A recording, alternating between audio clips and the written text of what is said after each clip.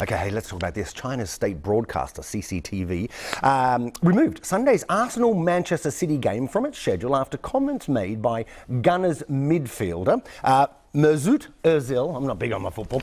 The Muslim player, he posted on social media about the treatment of the Uyghur Muslims in China. You may remember in October, the US National Basketball Association, the NBA, suffered financial losses after the Houston Rockets manager tweeted support for pro-democracy protesters in Hong Kong. Kerry Allen is the BBC's China media analyst and joins us. Kerry, good to see you. I'm just wondering, I just mentioned the NBA there. Is this the UK Premier League's NBA moment?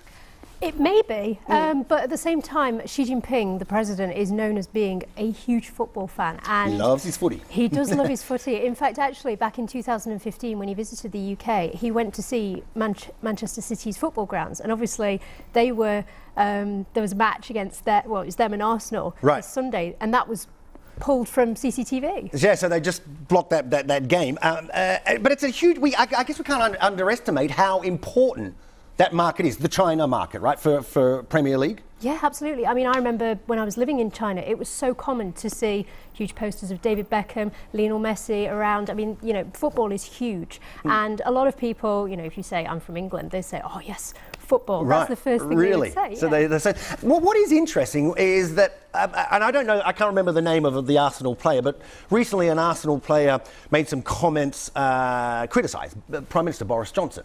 Nothing came of that. Nothing came of that. So kind of the point is, they can perhaps make their political statements, but you don't make a political statement against China. No, not at all. I mean, basically, China sees any kind of comments that suggest that Hong Kong, Xinjiang, even Taiwan, which is sort of a separate country, any kind of reference to them being separate. So Xinjiang, Ozil called it a part of East Turkestan. That is what Chinese media zoned in on and said, no, you know, this is Chinese premises, you shouldn't be mentioning, this is Chinese land, you shouldn't be getting involved in this. So stay out of it, or we can impact your whole company. Well, the NBA took a financial hit indeed, didn't they, from their sort of crisis in China. Kerry, always a pleasure. Thanks very much for that update.